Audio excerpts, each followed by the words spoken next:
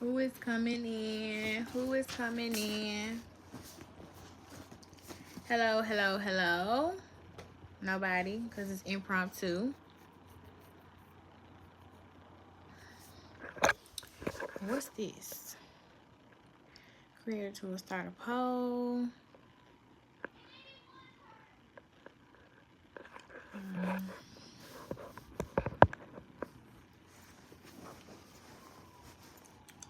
I'm in the bed. Let me wipe this off.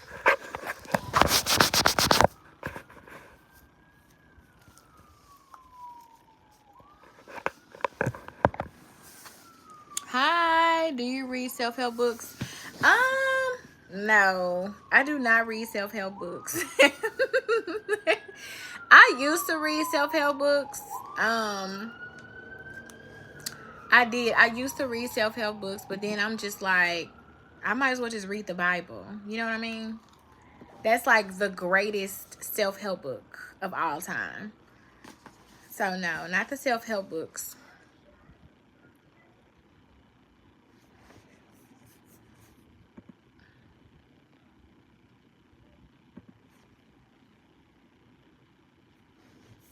I'm just here. I just want to have a FaceTime call and talk about what I'm reading right now and how I'm feeling right now during this Black History Month and all of these Black History books that I call myself reading, which I have read 4 so far. But this last part is I'm really struggling with this book that I'm currently reading right now. No, I'm not religious. No. Just because I say that I read the Bible, that doesn't mean that I'm religious. No, I'm not religious. Not at all. I'm a Christian, but I'm not religious. That's a whole nother conversation in and of itself. Because just because you are a specific religion doesn't make you religious. I look at religious people as people who follow a certain code of conduct within their religion. It's more like a facade. And I think of people as more spiritual who follow the guidance and the principles and the teachings of the religion that they follow. So religious people are more so they're for show and tell. Spiritual, on the other hand, is what I think about myself. More spiritual. If that answers your question.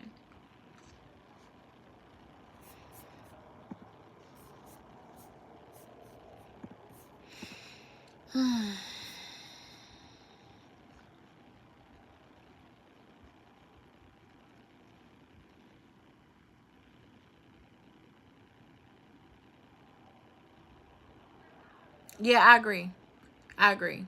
They do say that you need to have, what do they call it? Connection. Like you should kind of have meetings with people sometimes. You know what I mean? And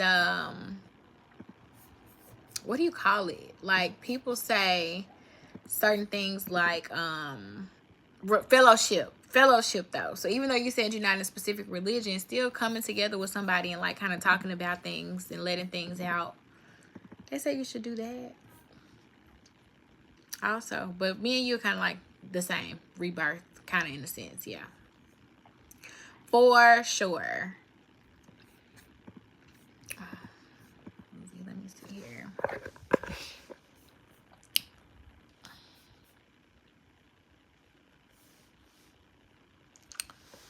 So yeah. I'm reading so for context, I'm reading Cast by Isabel Wilkerson, which I don't know though, because nowadays everybody are not real no more. For real. They are kind of scammers and fake. I agree with you. I totally agree with you. And you know, to be honest, it's gonna change. If you have you heard about the new age that we're in? We're in something called the age of Aquarius, and they say we just left Pisces and we moved situated now into astrologically into the age of Aquarius. And what they say about the age of Aquarius is that we're more so humans, especially humans that are more tapped in. We're more so guarded and rooted in truth now. And we're working together more. It's not really about the individual. It's more about the collective now. And so if you just give it some time, everything should kind of shift. Everything will kind of shift over, especially if you're more worried about more than just yourself. So for me, is for instance, I've always enjoyed other people's company. Wanted to have friends, was really good with others, but I've been kind of to myself lately because I've been feeling the same way as you. People are just not real. So I just been focusing in on me and being in my spirituality in hopes that everybody kind of shift over and change.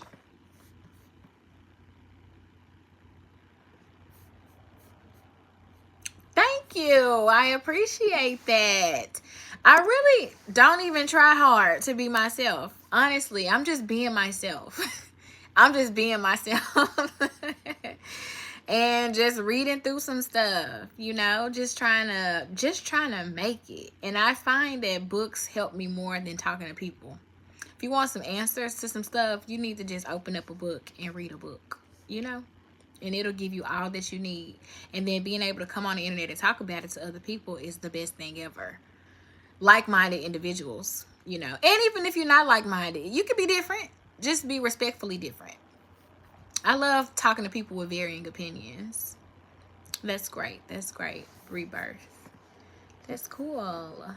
Anyways, I don't know how long I'm gonna be able to keep my Black History Month reading up. That's what I want to come and talk about. So I'm reading Cast by Isabel Wilkerson right now, and I'm on page 130. When I tell you, I'm gonna finish this, but it's just real hard. It's really some rough stuff up in here. Some things that'll mess your mind up. And I was thinking that I could give it like 30 pages a day. So I can't do it. I don't know what's going on. Probably also coming off of reading Beloved and Their Eyes Were Watching God. Even reading the last book that I just posted a video on, 7 Days in June. Some rough stuff. So what I'm finding is there's a reoccurring theme in Black literature. We be on the struggle bus. I don't know if you're Black. This person I'm talking to right now, I don't know if you're Black, but I'm Black. I also hear that book, yeah, Cass. I heard it was deep. And I tell you about how today's life is right now. Yeah, this one will really change the way you look at other people, if you know what I'm saying. And I just don't know. I think I'm in a crossroads right now with my Black reading, because the current theme is just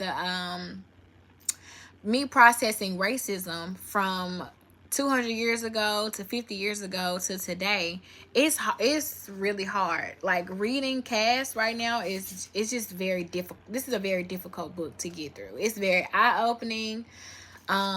Even the way that I respond to, I'm just having a candid moment right now. Even the way I respond to my white friends, I don't know. I'm just really going through a phase. And I think I need to just take a hiatus from this book. Not that it's terrible. It's just extremely eye-opening in the fact that I'm just real sketchy and skeptical right now of anybody. The pain is real, especially coming out of, yes, like I am struggling. Like I am really struggling right now. So what I want to do is what I've started. I've started back reading The Assassin's Apprentice. I said, you know what? I cannot do the Black authors right now. I know it's bad to say it, but I just can't do it. Sister Girl got me struggling. And I didn't just get into it with one of my white friends. We didn't get into it or anything. But I'm going to tell y'all this story and I'm going to be done. He told me to watch The Sopranos. He was like, oh, one of my favorite shows ever is The Sopranos. You know, you're going to love The Sopranos. It might be a little like butchy, manly, but I think you'll like it. You'll dig it. So guys, I started watching The Sopranos. I started watching The Sopranos yesterday. And, 2 days ago. So I got up to episode 5. Yes, girl, you deserve some lighter readings. Thank you. Nathan, thank you. So I started watching The Sopranos, and why on the first episode, there's racial slurs.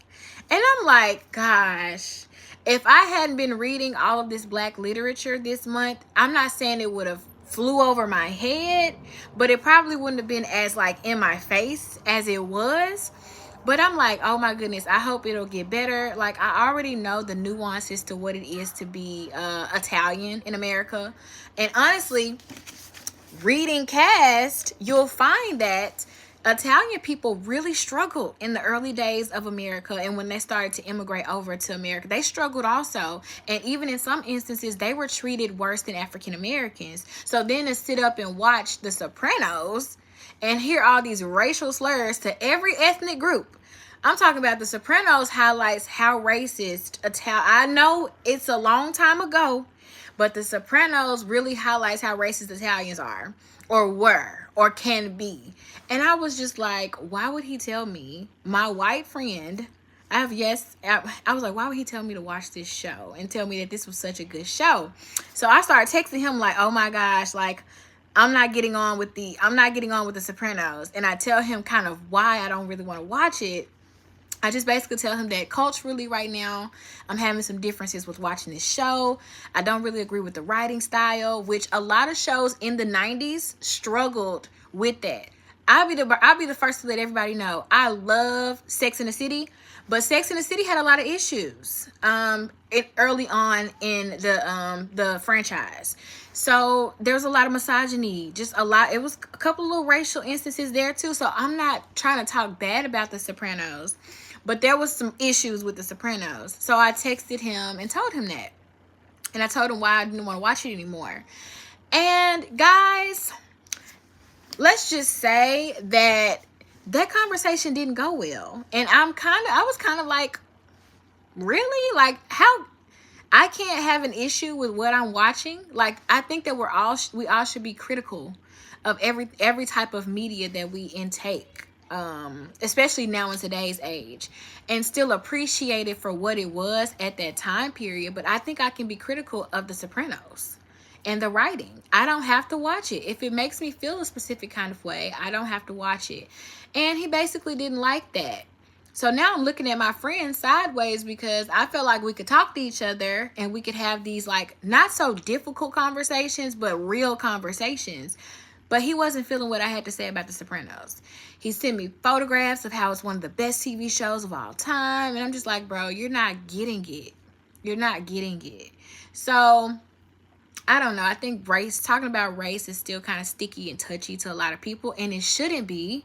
It shouldn't be. You know, we all should just be able to discuss things and respect each other's opinions about things and move on. But I just might be hypersensitive right now because of everything that I've read lately. And I can take accountability for that. But I just wanted to share that story about how my friend basically wasn't feeling what I had to say about The Sopranos. But I feel like I'm kind of struggling with it because of the type of things that I've been reading. Rebirth says, yes, I stay away from Black history books and movies because it will have a bad input. Yeah, on your mind. It will. Which is kind of not, also, that's kind of not fair because it's a part of who we are. So I don't know. I don't know, you guys. But I just wanted to come and chat and say hey to you all and just say what's up. Thank you for being here. And we'll have to do this FaceTime call again soon. Especially now since we have this whole little setup here. So yeah, I'll see you guys probably on a live or something soon this week or whatever. I stay away from politics too. But yeah, I'll see you soon. Bye, y'all.